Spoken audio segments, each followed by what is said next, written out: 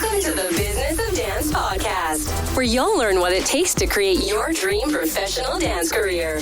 Join us as we dive into the insights and experiences of the world's top dance industry professionals, including dancers, choreographers, agents, casting directors, educators, and other dance industry experts. We explore a diverse range of topics, from personal development and mental skills to audition techniques, creating meaningful industry connections, social media marketing, seeking out dance agents and casting opportunities, on-the-job etiquette, talent unions, pitching to the media, health, finances, and so much more. Here is your host, Menina Fortunato. Well, I'm really excited for you guys to meet today's guest. She's someone that I have known for a very long time, definitely in the decades. She's a dancer, a choreographer, a movement director. She's been in the business for over 30 years in the commercial and theatrical worlds of dance. She's known as the chameleon of movement. Her reputation is built on her ability to execute any style, and I mean any style, and bring that vision to life. She started her career under the mentorship of Marguerite Derricks, who was training at the iconic Tremaine Studios in North Hollywood back in the day. By the time she was 19, she was already in her first movie, in the movie Austin Powers. Her first stage appearance was the Academy Awards, not a bad first gig, and her first professional residency. In her early career, she was touring in Germany in the musical Fame, and then spent 3 years on a world tour with the legendary Earth, Wind, and Fire. And as a performer, she's been on all kinds of stages like Madison Square Garden, Caesar's Palace, dancing alongside Mariah Carey, Usher, Pink, Jennifer Hudson.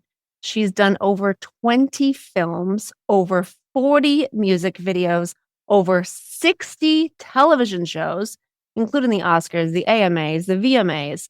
She's been associate choreographer for Rihanna, The Weeknd, Sia, Selena Gomez. And she also served as the rehearsal director for the LA Contemporary Dance Company, where she bridges the gap between creative vision and technical execution.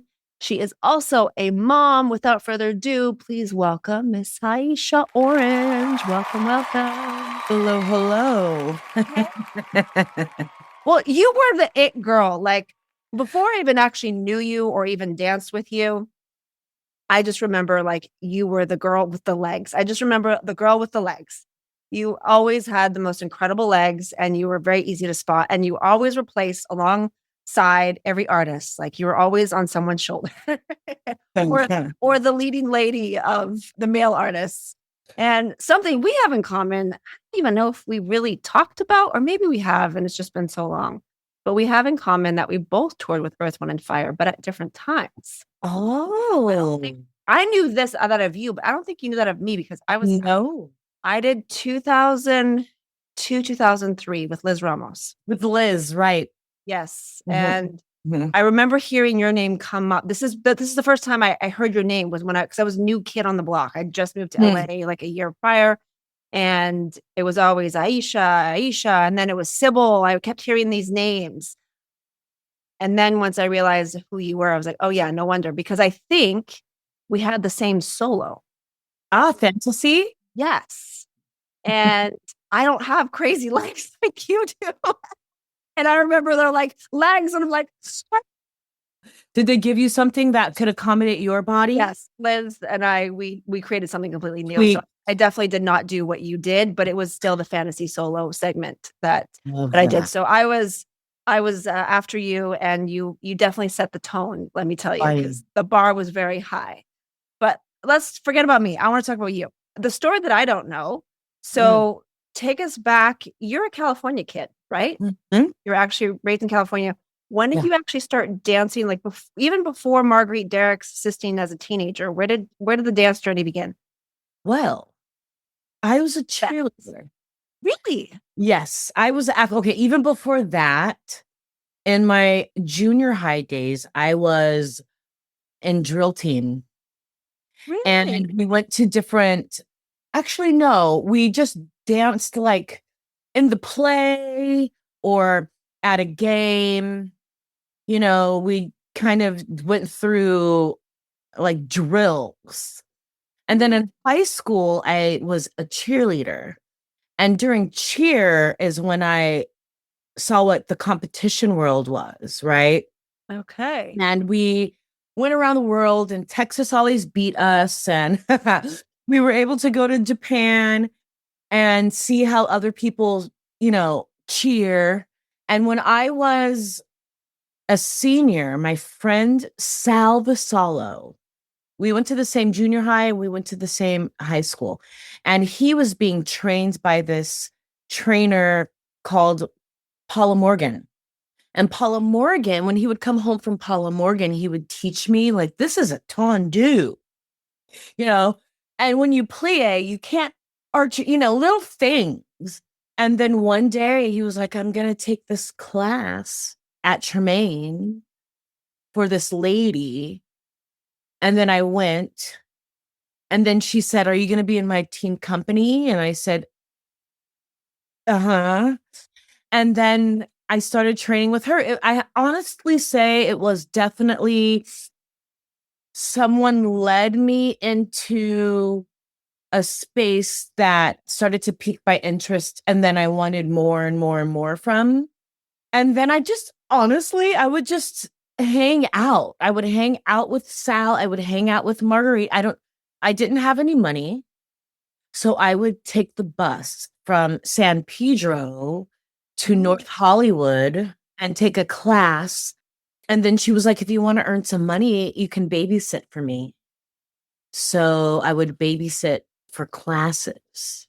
I cannot say that it's that way for everyone, but I feel like someone saw something in me. Absolutely. And like, come, stay, watch, learn.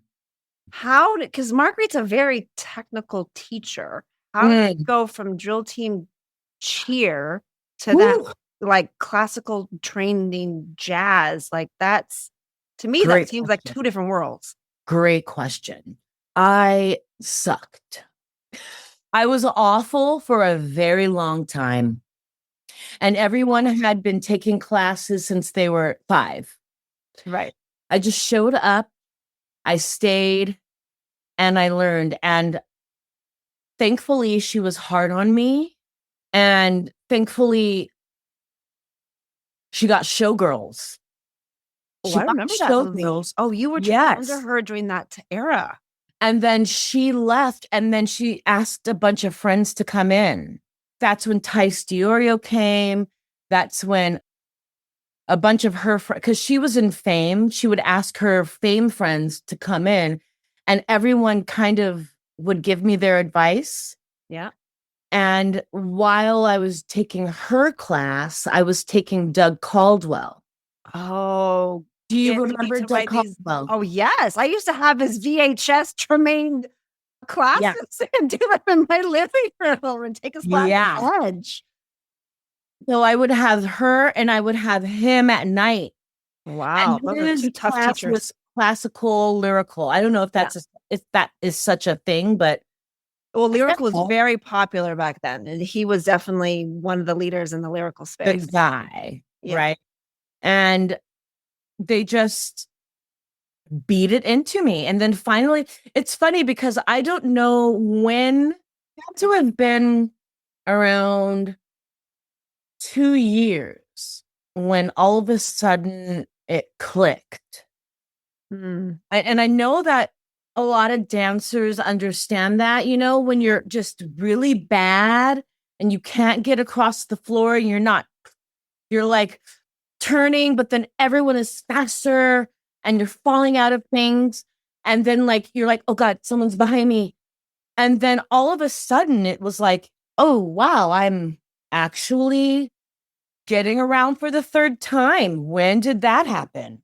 And then all of a sudden, wow, I just did that je ne jete and I'm not gonna hit anyone. And then you keep going, and then all of a sudden, like I said, it just kind of like your body gets it. This is amazing to me because I've always known about you and your incredible technique. to tell me that you were bad and then to tell me that you started late. So you were recruited, what, 16, 17? 17. 17. That's late to be kind of starting in the jazz, ballet, lyrical, technical space. Very. So when did you actually decide to pursue this as a career? I decided when I was 17 that this is what I was going to do. I was sucked and decided. Yeah, I sucked and decided, and it didn't matter. I was a cheerleader and in dance team, and then some lady who auditioned for Janet Jackson. She came to my high school and taught the combination for the audition, and I was like, "Oh, this is what I'm doing." I don't know.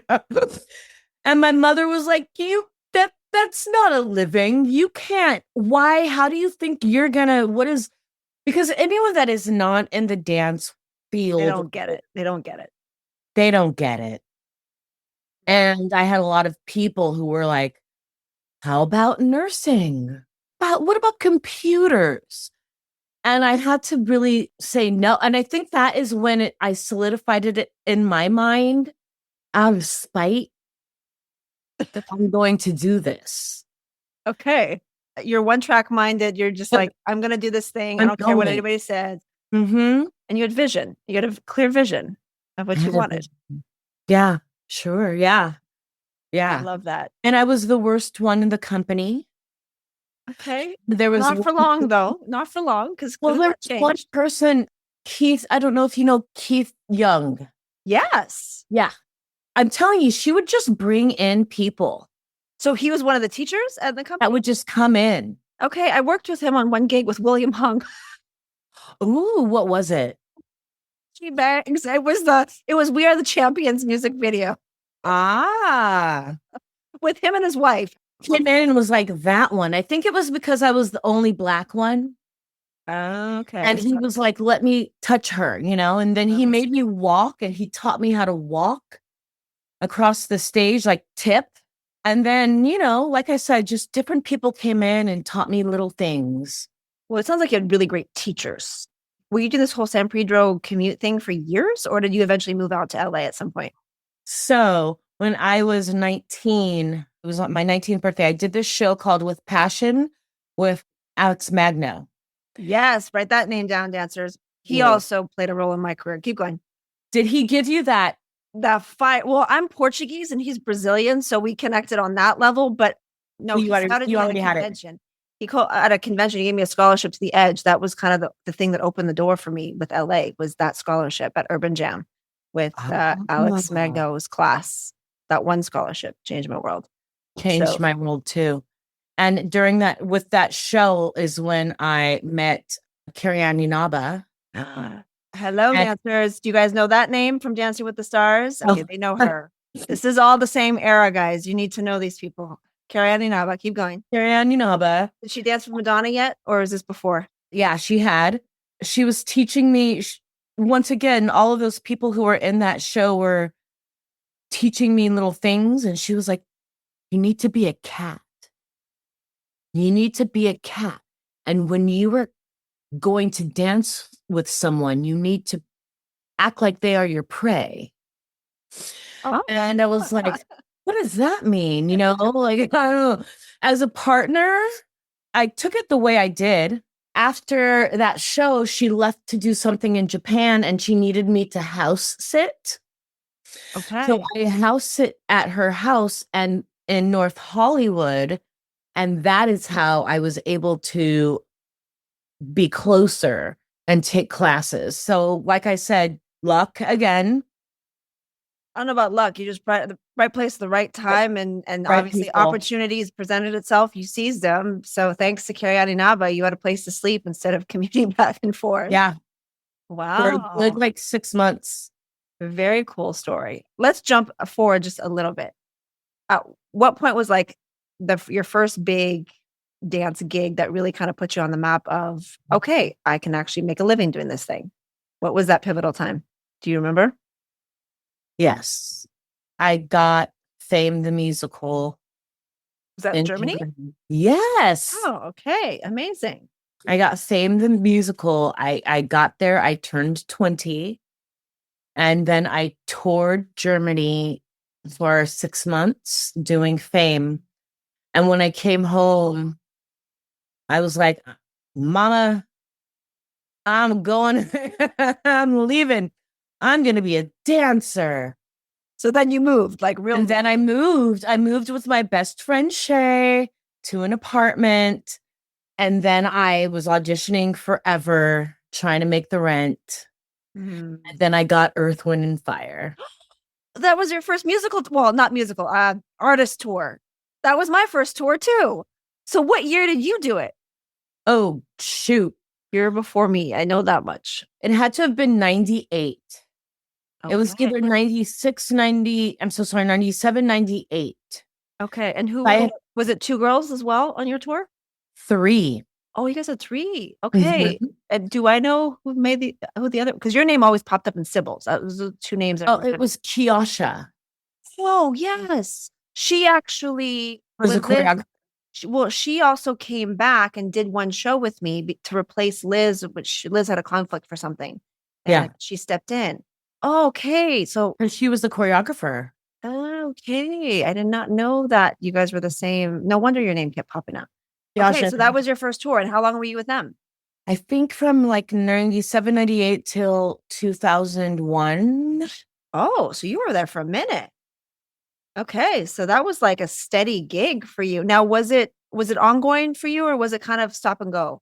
Stop and go. Yeah, I remember that. And in too. between, I would Squeeze get in the other gigs. occasional Other gigs. video or, What you a know.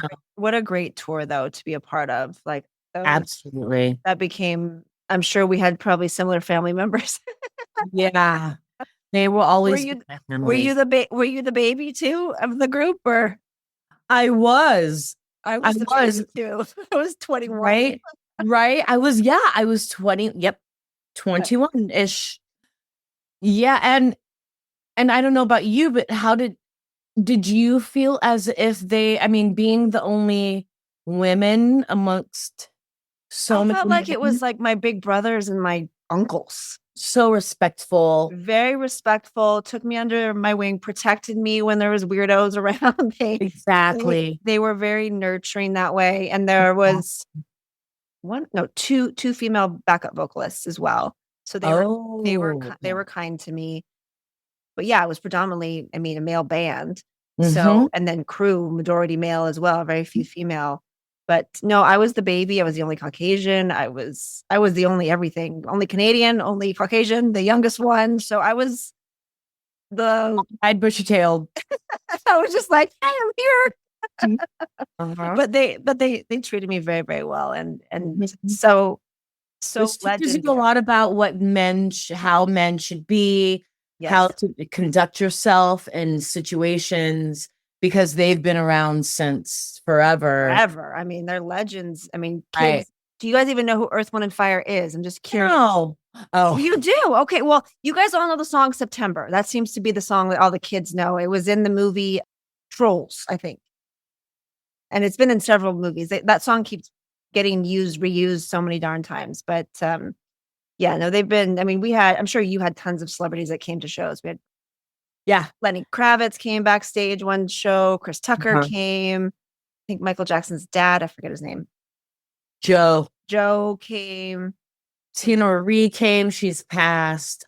Lenny was there. We were on tour with Barry White. We did like a headlighting thing, and okay, nice. We did, older bands like War, and I met so many wonderful people. And when you were on tour, okay, so in this time, 99, 2000, everyone was on tour. All my friends were either on Mandy Moore or Britney Christina or Backstreet Boys, NSYNC, or Tonight or NSYNC.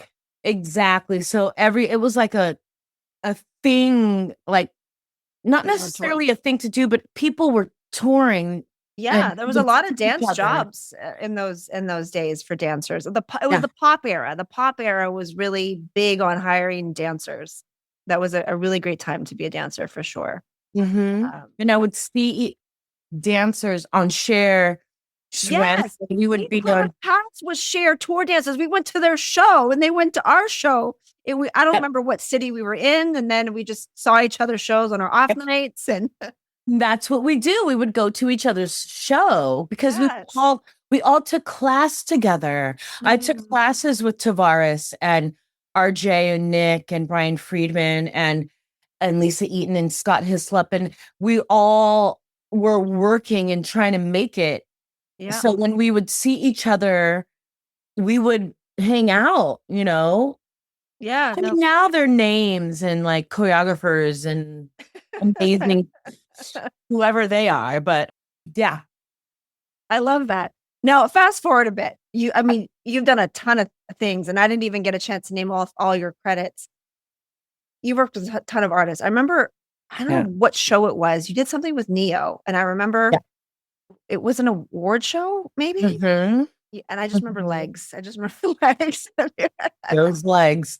AMAs. It was the AMAs. Okay, I remember that, and I think you did Usher. Any other? Yeah. I mean, what are some highlight jobs? Like, if you have a favorite job, award shows, artists to work with. I'd love to know some of your favorite jobs. That's a hard one.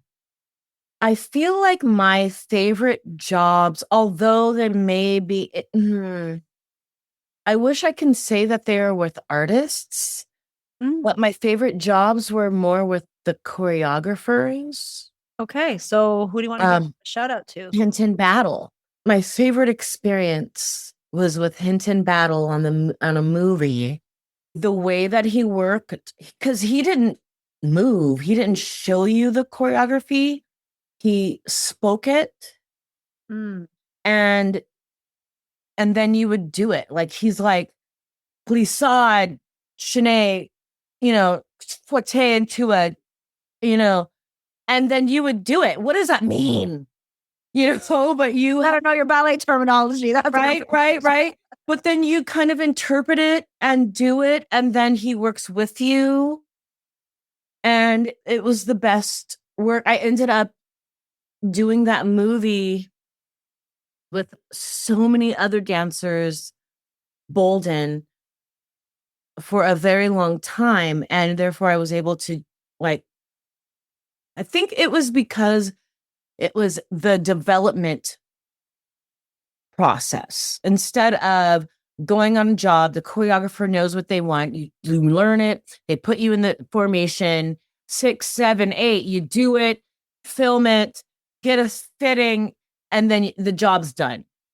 This process was the creation of it. That's why I really enjoyed being a rehearsal director, because I was able to do the process and see the whole thing shift and change from an idea to the end product. Is that what piqued your interest to kind of bridge slowly into the choreography space? Were you curious about the creation process at some point? Not really, but I can say that, I assisted him. Okay.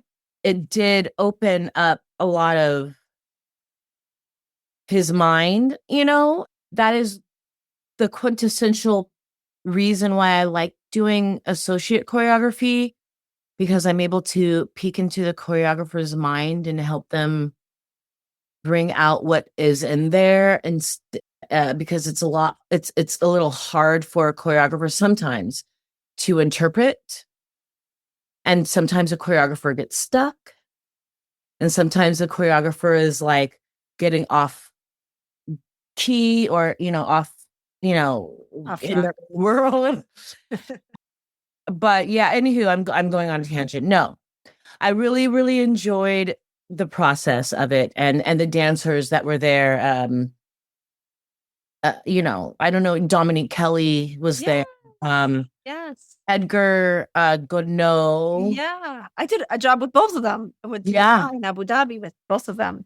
Yeah, Vivian Nixon. That's what I met Vivian Nixon. Vivian Nixon is Debbie Allen's daughter. Oh, I didn't know that. Okay. I've never worked with her. Cool. Okay. Right. Yeah, I met a lot of people. Whatever. I really enjoyed that. Not necessarily. Okay, so I know that the youngsters want to hear names. So let's just say this. Well, who was your favorite artist to work for and why? I loved working with Pink. Really? And tell us why. Pink got there. She knew what she wanted. She was patient. Instead of expecting everyone to know everything, she worked hard and got the job done. There weren't a lot of talking heads around her. I think you know what I mean by talking heads. Like they always have a posse.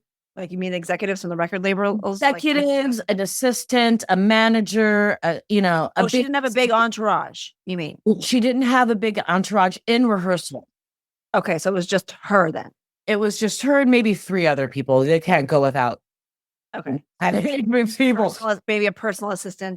Exactly. Something. Therefore, she could be in the moment doing the job. She did what was necessary.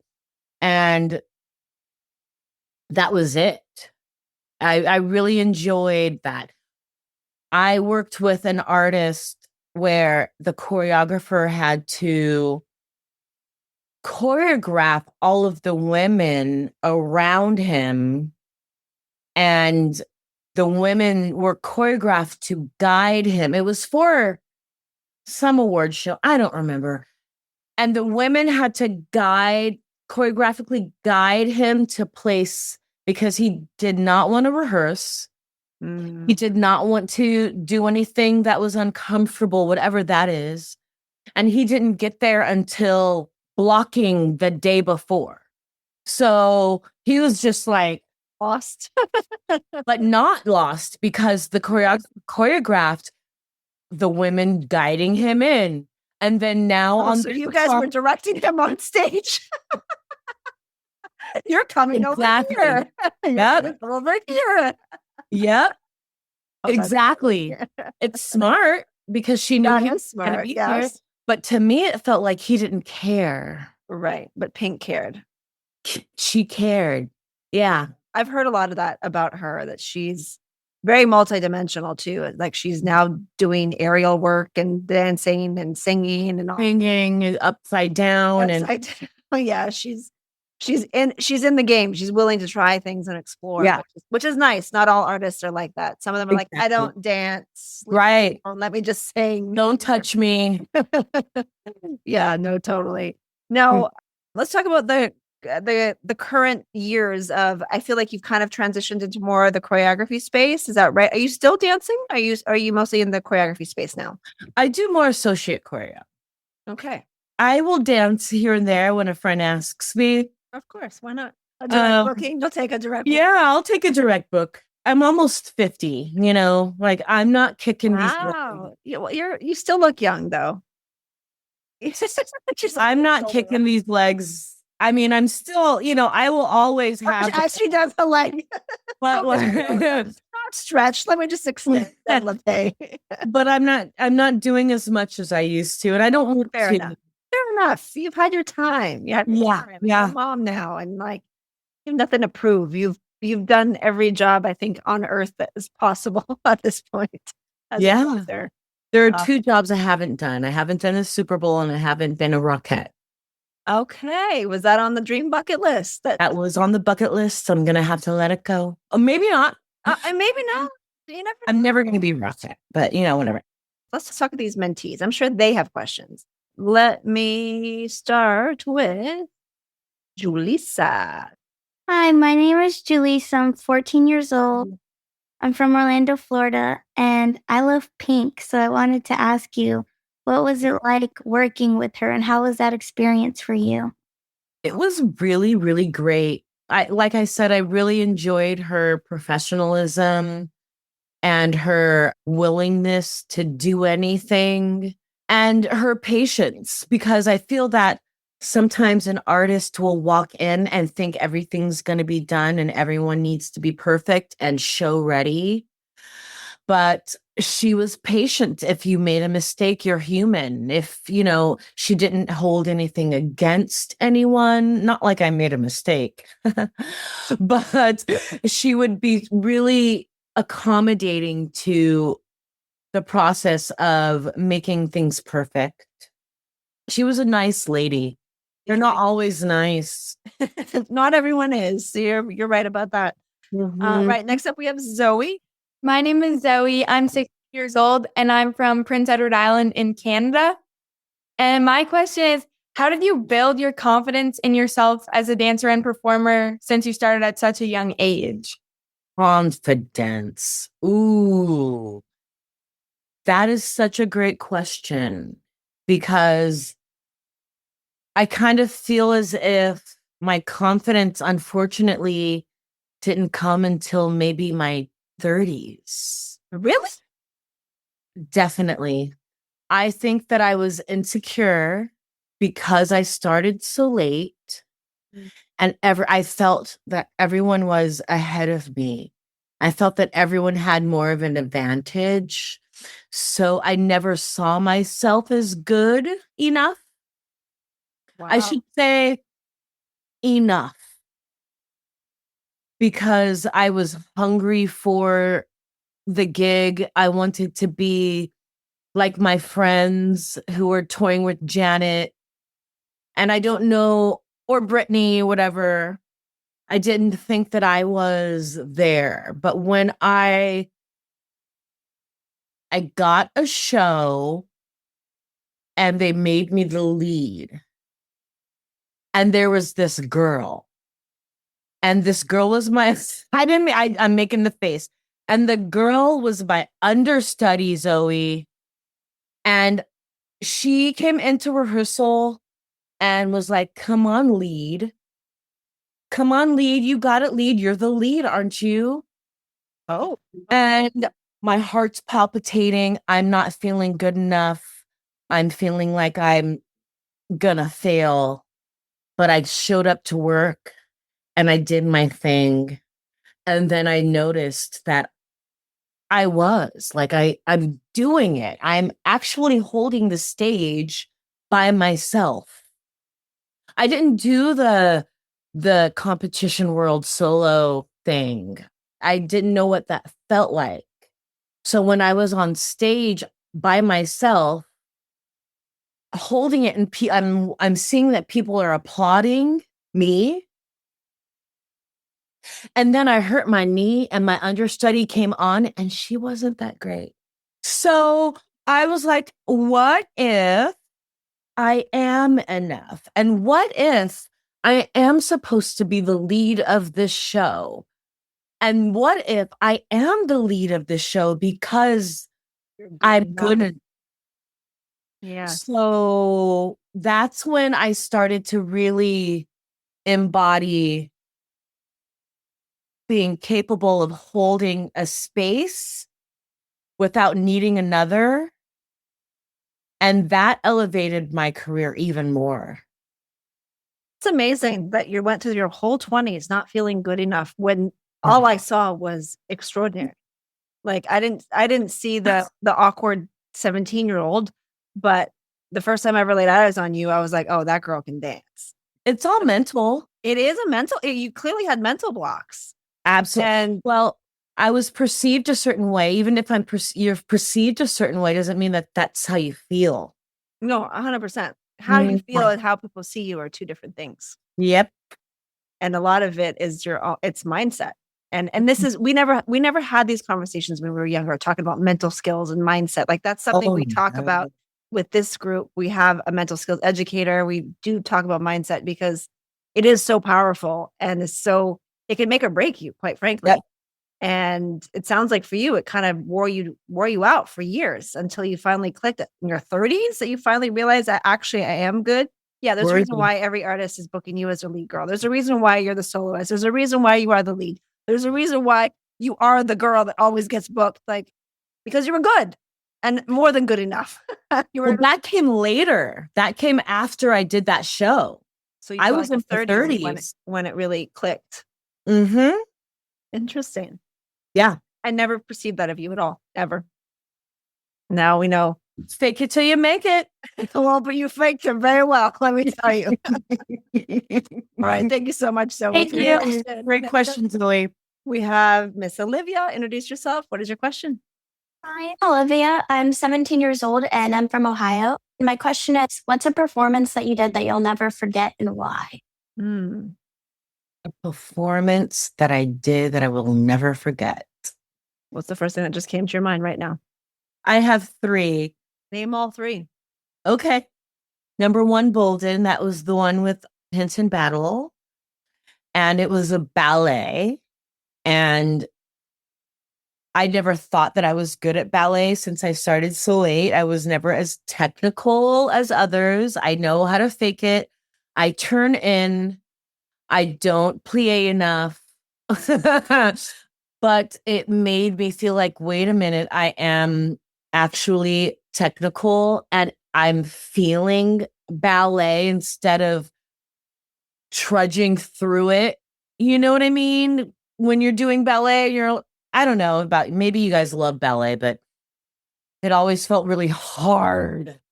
And I'm like tense. I'm not necessarily dancing ballet.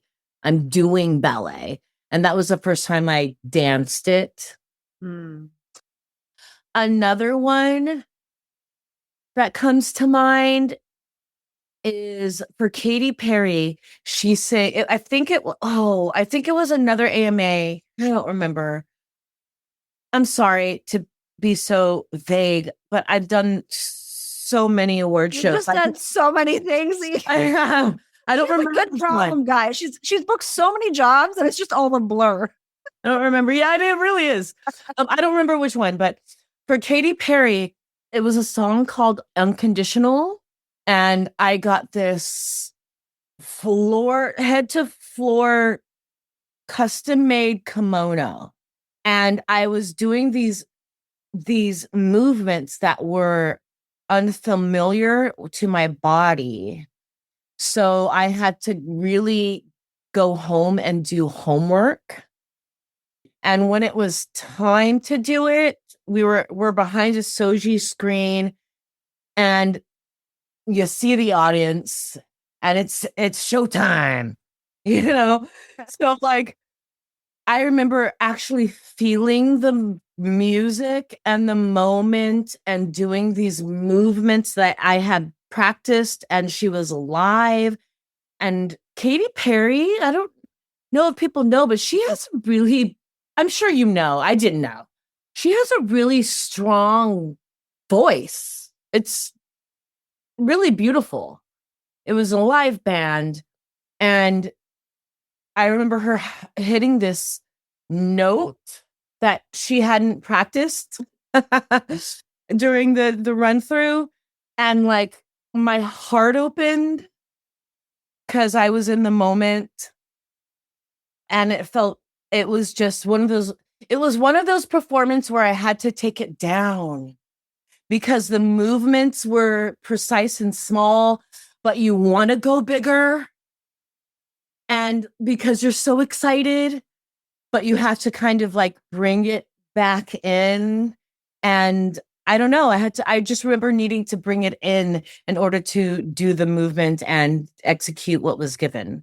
Love that. The third is, of course, the AMAs with Neo. I was a soloist. I went into that audition and the assistant choreographer, Amy Allen, whom, let me tell you, was the assistant choreographer, not assistant, I want to say associate, because there's a difference. She was the associate choreographer of Sinners. She said, come in and just improv. And that choreographer is a hip hop choreographer. Of course, I can fake a hip hop, but I'm more jazz. So I went in, I faked it till I made it. He came in, he liked me, and it was just me again. It wasn't the little rinky dink I'm a soloist in a show in the Bahamas where I'm figuring out that I am worthy. It was, I'm now a soloist on stage with an artist in front of hundreds of people and it's being televised to millions. And I remember being in my first pose and thinking, oh no, what's the first step? Like I blanked. I completely froze. And there's no freezing in baseball, right? Like this is not the time, lady. So thankfully, we are dancers and our bodies react to music.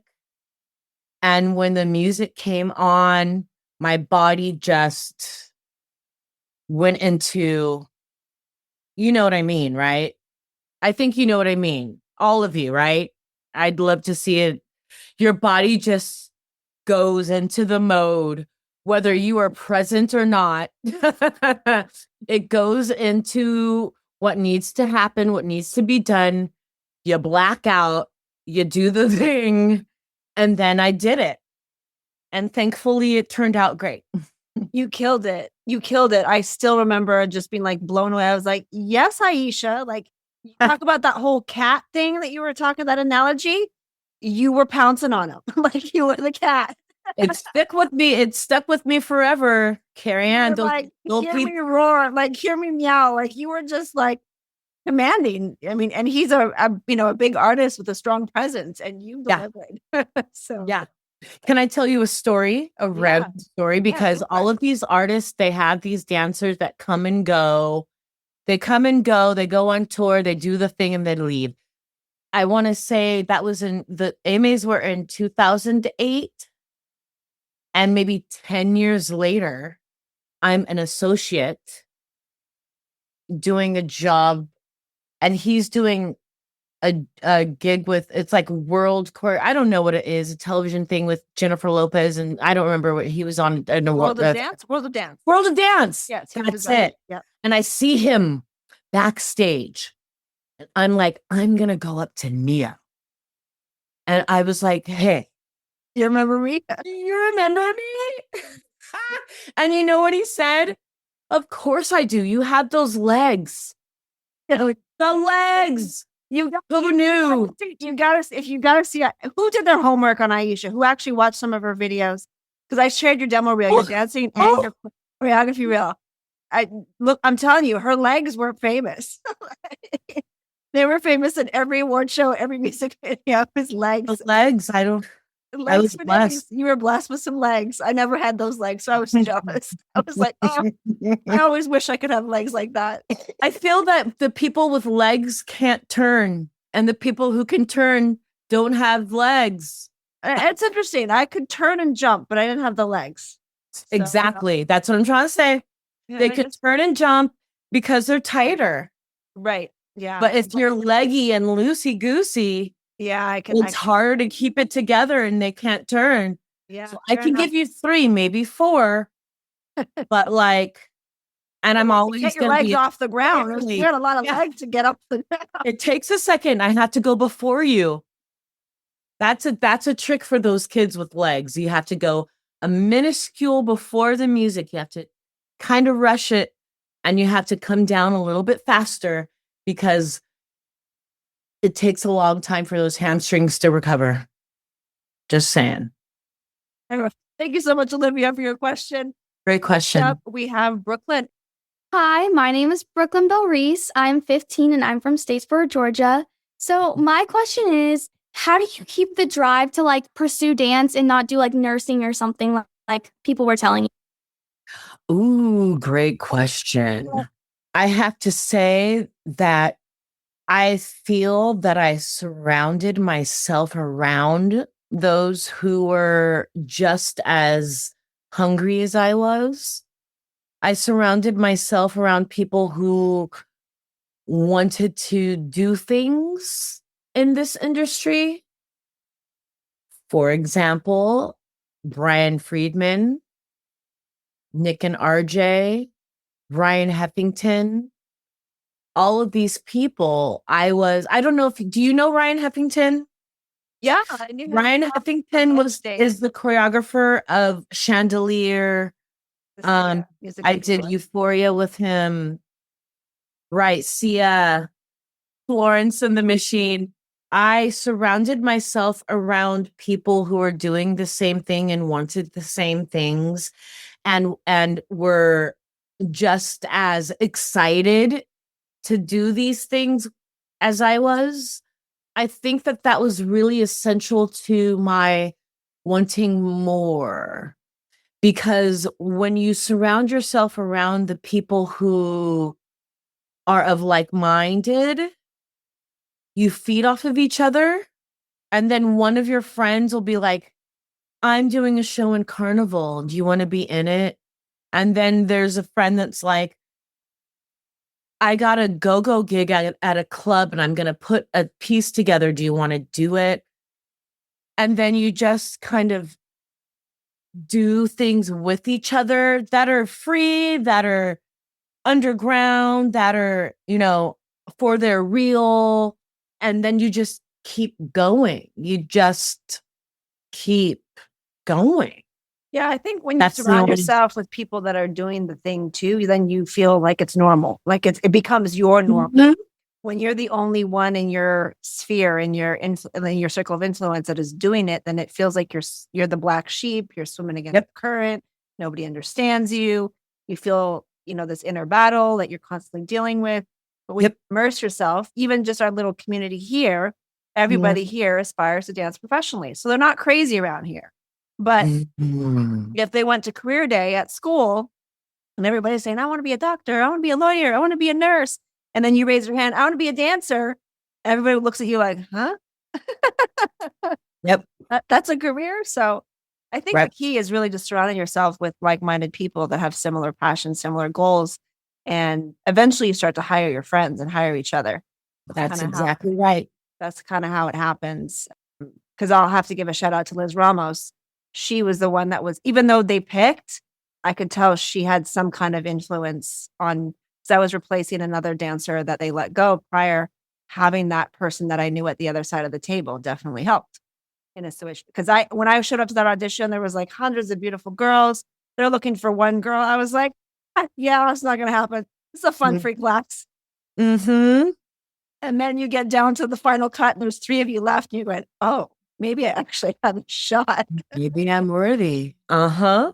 Maybe. And then you have a friend there, right? You have a friend there, and the friend's like, hey, you might like this one. Try that one. That's how this business works, unfortunately. I don't know if it's unfortunately, but unfortunately, it is. The answer is, what do I always say? Contacts equals contracts. Ooh, Manina. That's I got to coin that one. But I tell them this all the time. You're in the business of making friends, because at the end of the day, this is a people business. People like to hire friends.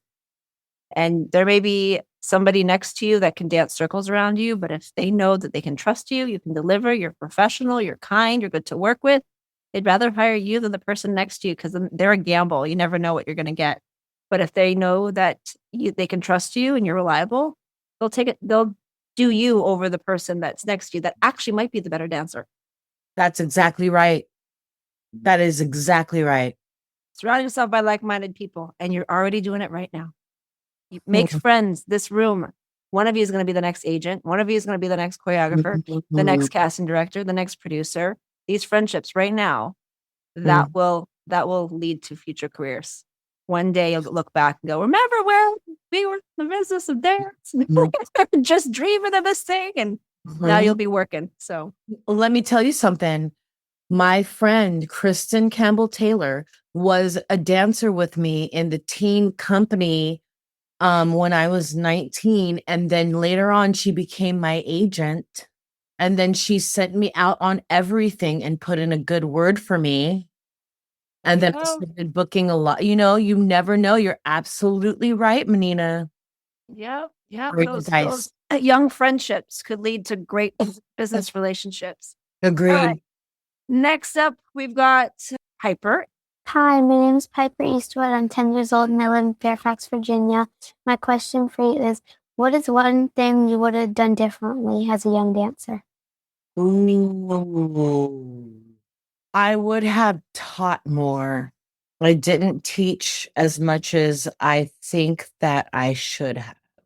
Well, never too Yeah. late. Never too late. Teaching is Yeah. one of those things that you can do till you got a cane. True. That Hinton Battle doesn't even really move his body. That's right. Creates by talking. So You're absolutely right. you want to teach, call that into the universe right now and make it happen. Yeah. Because you got a lot to give. Because you've got so many stories, so much experience that these dancers need to hear and learn from people like you, because you've been there and done that four times around the world. Yeah. Mm-hmm. Love that. Thank you so much, Piper. Great question. Next up, we have Monse Garcia. Introduce yourself. What is your question? Hi, my name is Monse. It's so nice to meet you.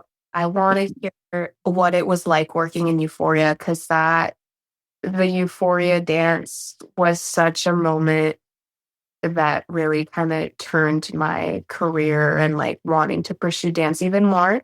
And it still gives me chills to this day, like just even hearing the song and remembering the choreography to it. And it's just like, it's such an immersive piece. So yeah.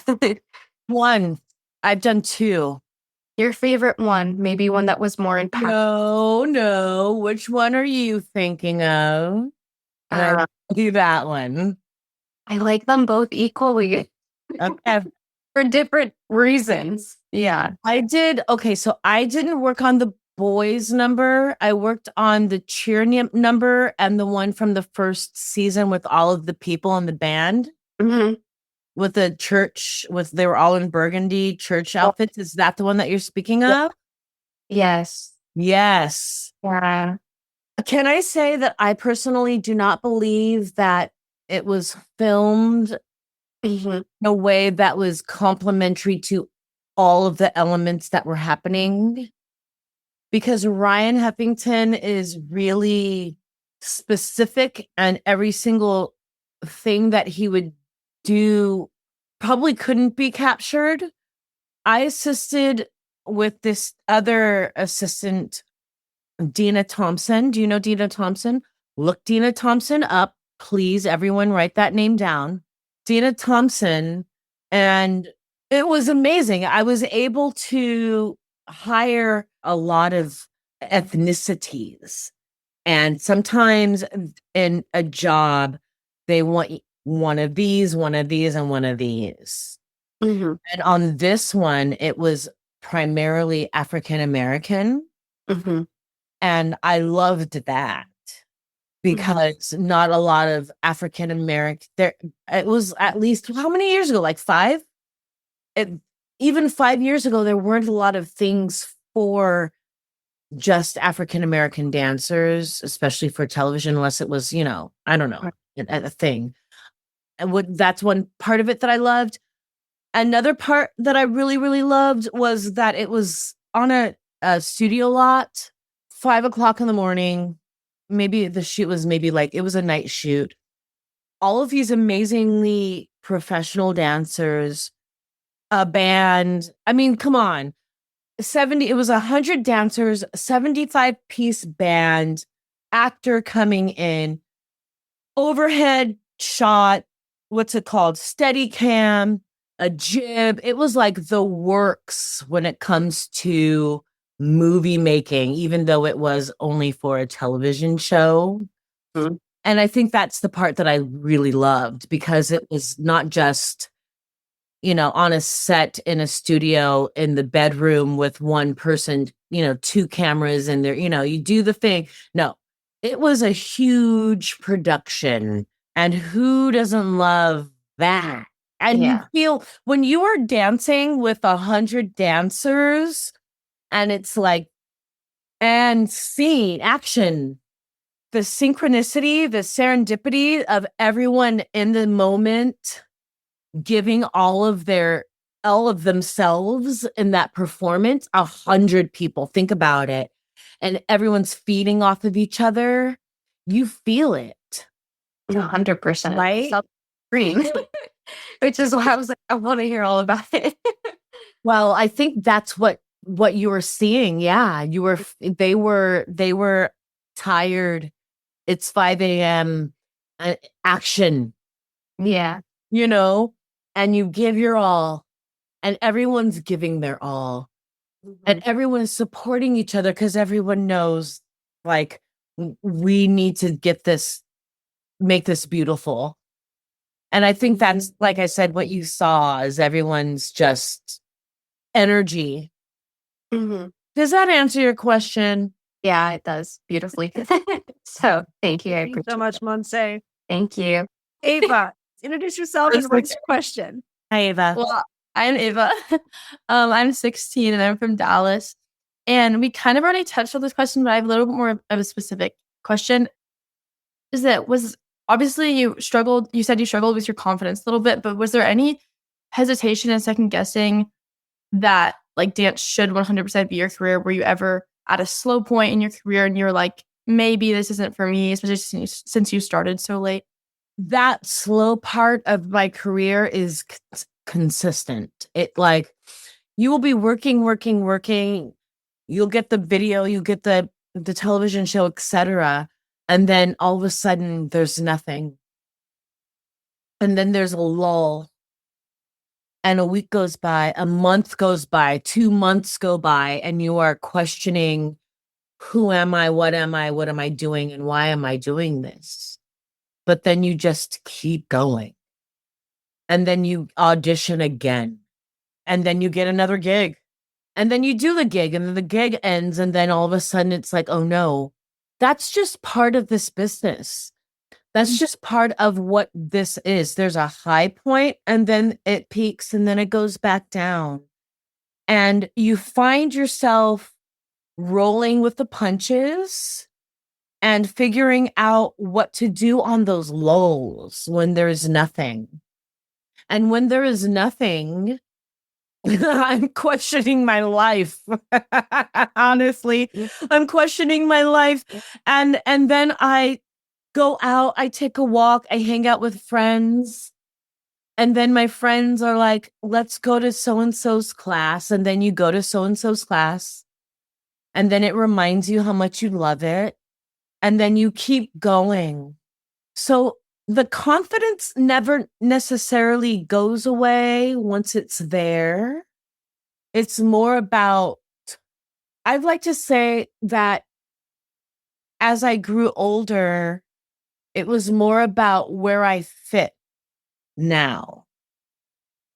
So when I was younger, I got the music videos of blah, blah, blah, blah, blah.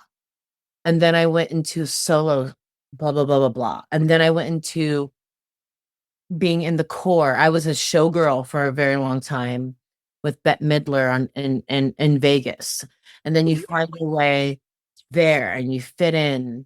And then like you just become even more. You learn from the people around you. And now I know how to be a showgirl. Now I know how to tip. Now I know how to wear a headdress. And now I know how to wear all of these, Bob Mackie, whatever. You just keep going. It's not necessarily about the confidence. When you stop thinking about who am I and what am I doing and just like be you and do you and show up and say yes, I truly feel like the things that are meant for you will come. And they always come right on time. They do, don't they? Even when you're like questioning and you're in a dry spell and you're like, and then something just pops up and you're like, okay, that's why I'm still in it. This is why I'm still here. Exactly. And on that note, I know that I've many, many times been like, okay, dance is over. I haven't worked in a long time. I need to start thinking of what else I'm going to do. And then dance pulls you back in. And then you get booked on the thing. And then you're like, oh my God, this is where my heart is. Right? And it never leaves you. And yeah. It calls you for sure. It really does. It's a calling. It's a calling because I went through the same thing during the lockdown. Baby number 3, who's fallen asleep on me, thinking, second guessing, what am I doing with my life? What am I doing with my career? Is dance over for me? It's like, oh, go get a real job. Maybe go get that salary job you never had. Maybe you can have some security in your life and a pension. You never had that before. And then I was like, nope, I'm going to figure this out. And then the business of dance was born. And look at you all. If I quit, none of you guys would have been here. So sometimes when you have those moments, there's sometimes a greater calling for you just on the other side. And one of my favorite things from the book called Think and Grow Rich, there was a story of a man who they say most people quit 3 feet from gold. And there was a man in the story that he did quit 3 feet from gold, and he sold it was during the gold rush in the early 1900s. And he sold his equipment to another man, poor man, who got the equipment secondhand, went back to the same spot he was digging. And guess who found the gold? Found gold. Those people quit 3 feet from gold. And sometimes you're closer than you think. It's hard. Don't get me wrong. It's hard. But then once you actually find the gold, then you're like, oh, that's why I did it. Yep. That's why you don't quit. You only fail when you quit. Because success is it's all a series of failures and never quitting. That's the definition of failure and success, is never quitting. Wouldn't you agree, love that. Ayesha? I think so. I do. I agree. I really do. Thank you for that. I think I needed to be reminded. My quote, I'm just all for quotes today. My other quote is, if you hit a roadblock, just learn to kickball, change, and pivot. Both on the dance floor and off the dance floor. And in life. You just got to kickball, change, and pivot. You may hit a roadblock with your careers, guys. Just kickball, change, and pivot. And you'll find a new path. Yep. Just keep kickball, changing, and pivot. Remember that. Amen. All right, moving on. Thank you so much, Ava. Next up, we have Sophia. Introduce yourself, and what is your question? Hi, my name is Sophia. I'm from Salt Lake City, Utah. And my question is, what's something that you had to sacrifice to get to this point? And what's something that you had to, what's a piece of you that you never had to give up to be the professional dancer that you are now? Beautifully said. Sacrifice. I sacrificed a lot of personal landmarks. I sacrificed a lot of birthdays with family, weddings, a lot of things that would conflict with schedule.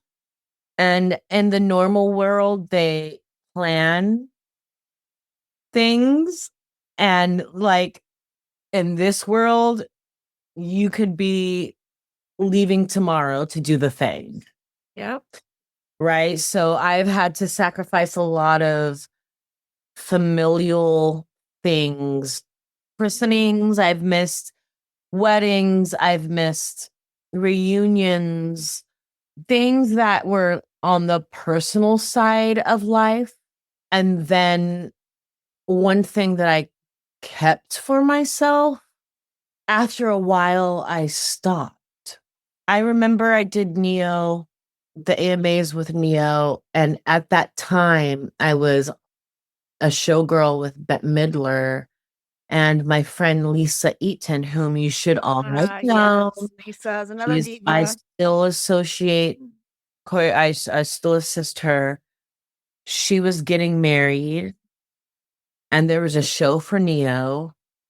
And I decided to turn it down because my friend asked me to be in her wedding, not to go to the wedding, to be in her wedding, which was important to someone else that I was there. So I had to choose career over personal. And that is really hard in this business because you always say yes to the thing. When a job comes, you say yes, you drop everything, you go. Yep. And you do it.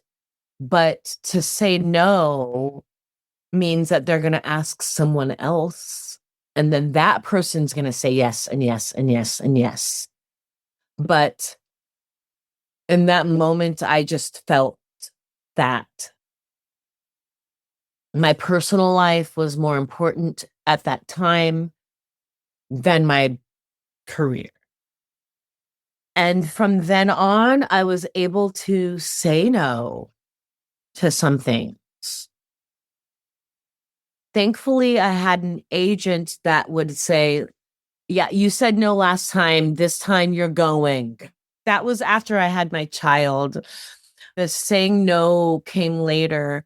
But I think that's it. Yeah. Before I would just say yes to everything. And then it took a while to say no to some things and keep my personal life something that was just as important as my career. I hope that answered your question, Sophia. Yes, thank you so much. Yeah. Thank you, Sophia. All right. Next up, we have Miss Abby. Introduce yourself. What is your question? Hi, I'm Abby. I'm 22 and I'm from New Orleans. My question for you is, my guess is it's something innate and unique to you, but what do you think made those choreographers pick you to house sit, pick you to babysit, to form those extraneous relationships that are not just dance related? How dare you? I don't know. You're going to have to give me 2 seconds to Yeah, go ahead. That's that question. I don't know.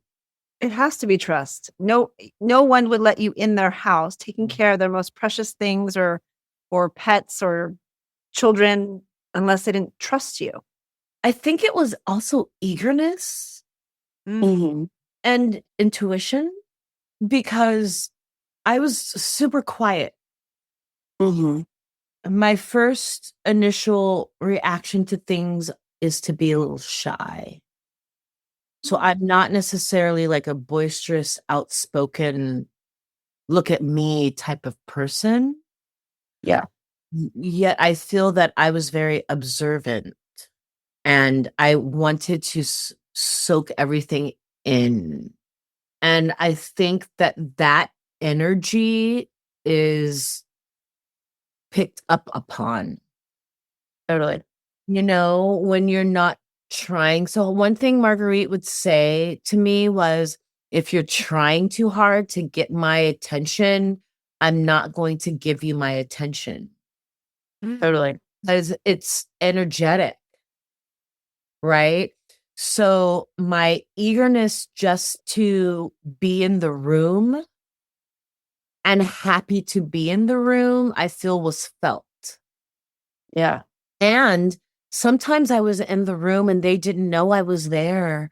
Like I remember being on the set of Showgirls and no one knew I was there. I don't know why she just let me be in the room.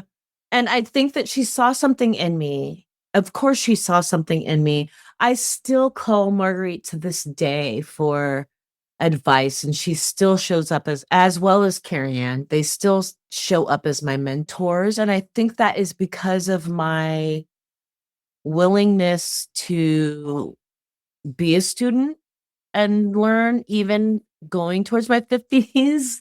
Yeah. What a great question. Well, that answers it. Thank you so much. Okay. Thank you so much, Abby. Great Next question. up, we have Annalise. Hi, I'm Annalise. I'm 16 and I'm from Iowa. And after performing for so long and then transitioning into choreography, did being a choreographer still feel that need to be an artist and that fire on stage, even though you weren't the performer? Great question. I have choreographed a couple of things, but I am more of an associate choreographer. So what is an associate choreographer? An associate choreographer is someone who not only contributes to choreography, but also does the admin with agents and producers and documenting everything. It also consists of listening to the dancer and what their needs are and what they are asking for, and when it comes to interpretation of the movement. So, and of course, there's a list of other things. What I loved about being an associate for so many people is that I was able to bring out things from the dancer. So, okay, the choreographer puts on the moves. They give you the choreography, they put the moves on your body, and then they leave. And they're working on the thing. They're talking to the producer, they're talking to the director, they're talking to, the DP and seeing what the set design is, right? As an associate choreographer, I'm watching you do the moves and I'm telling you how to do it in the way that the choreographer sees. So I'm bringing something out of you. I'm bringing you into the choreographer's vision. And that is what I love. I love being able to help a vision come into fruition. And especially as a movement director, if a person isn't used to moving their body, I can help them be comfortable in their body and move in a way that can portray the product or whatever the director is needing for the moment. I also love how I am from dancer to choreographer, and not necessarily seeing the dancer portray what is on the paper. When you are a dancer, you show up, they give you the move, you do it. They put you in the formation. Like I said, they put you in the costume, you do it. As an associate, I see, I see the behind the scenes. Okay. On this shot, I think the camera needs to go through these people, kind of like Fosse did in Cabaret. So what does that mean? Right? So that means I need to make these bodies do something to make the camera go through like Cabaret into, you know what I mean? So it's more of the development of what someone else's vision is. And I really like it. I really enjoyed interpreting the moves and I really enjoy interpreting an idea. And those are the differences between being the dancer and being the choreographer. When you are a choreographer on a job, they don't just say choreograph to this song. You have a storyboard.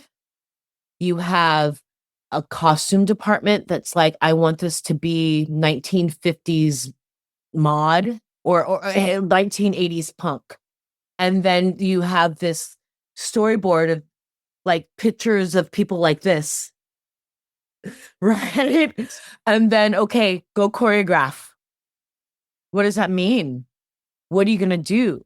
What is the movement? Here's the song. You hate the song. It's awful.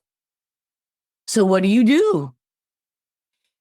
You figure it out. You put on another song that makes you vibe and choreograph that is 80s, and then you make a movement. Right? Oh, that looks kind of like the storyboard. And then you put on the song and then you put the movement to that song and you piece it together to where it fits the music and the accents. And then you go to the producers and the people and blah, blah, blah, blah. And they're like, okay, but how about this? And everyone is contributing into what everyone is going to see. That is part of the choreography field. Dancer field, you come into the room 6, 7, 8. You're done. You go home. You have a coffee, right? And then you go to rehearsal the next day. No. As a choreographer, there's been a month of talking before and preparation, etc. And I really liked not just being in the room of 5, 6, 7, 8 and the process of creation. Love that. Did that answer you? Oh, yeah, thank you so much. Thank you, at least. Macy, Got you it. are up next. Introduce yourself and what is your question? Hi, Ayesha. I'm Macy Phillips. I'm 27 and I'm from Austin, Texas. My question is, as being both a dancer and a choreographer throughout, your journey, do you gravitate toward the same genre and jobs in both departments or in each role, or do different genres fulfill you differently in both of those gigs? I don't think that there is a particular genre that I enjoy more. I really am a fan of film. I'm a nerd when it comes to film. And I am very inquisitive when it comes to eras, meaning 60s, 70s, 80s, 90s, 2000s. There's all different types of eras of dance and aesthetics. So I will adapt to all. And I think that is best for people to just do your homework and like adapt. But I like them all. So no. That's why she's. I love that. It shows. That's why she's the chameleon. I was like, Yeah. whatever you need, she'll deliver. Thank you, Ayesha. She's got the legs. Beautiful. Great question. Thank you so much. Next question, Mr. Michael. Welcome. Introduce yourself. What's your question? Hello, I'm Michael Salmon. I'm 23 and from New Jersey, and I'm interested in how you would maintain and take care of your body and mind while on tour or during like long, strenuous jobs. Ooh. I wasn't mature enough to do that, Michael. I'm sorry. You were young and reckless. I was young and reckless and mod without stretching. And now I have terrible, like my groin, I would pull it. I would pull everything. And then I learned that I needed to warm up. And, touring is different because you're asleep all day, you're doing things all day, and then you work for 2 hours at night, and then you get on the bus and go. So I personally would just warm up. The warm up is essential. And that's all I can say on that one. That was terrible. And of course, eat well, because that, your fuel. It's going to help you, and hydrate. The basics. You did the basics. When you're young, unfortunately, that is the best time to tour because you're just going to keep going and going and going. Yeah. As you get older, you can't get away with that. You've got to eat well. You have to exercise. You have to self-care because when you're young, I remember those days. You could just go into a split, no stretch, like no big thing. Now I need 45-minute warm-up to get into it. Yeah.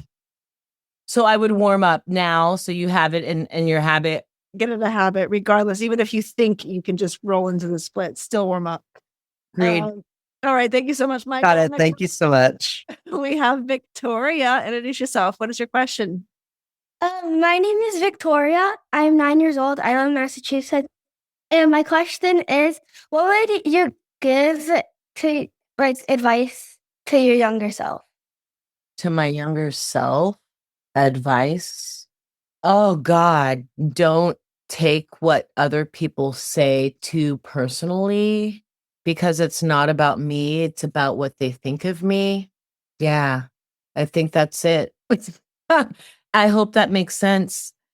I think that especially in this industry, people are going to try to tell you who they think that you are and what they think that you can do and what you think they think that what you should do. And only you know. And you're 9. You don't know yet. I promise you, deep down in your heart, you do a little bit know what you want to do and how you want to do it. And everyone's body is different. So don't try to accommodate to someone's movement that doesn't fit your body. You're going to have to fit your body into their movement. Thank you so much, Victoria.